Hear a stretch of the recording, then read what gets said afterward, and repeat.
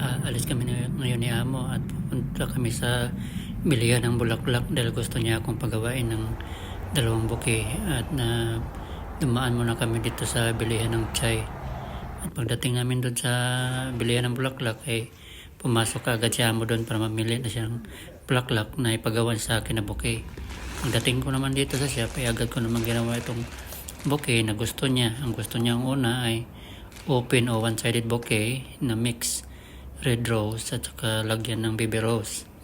Gusto niya white wrapper at ito na yung nagawa kong bouquet na pinagawa niya una. At ito namang nagawa ko na bouquet na gustuhan naman ni amo. At ang pangalawa na pinagawa niya sa akin ay isang round bouquet red roses at gusto rin niya ay white wrapper ang ibalot ko nito i-wrap ko sa bulaklak. At ito yung nagawa kong bouquet. Pagkatapos ay umalis na ako.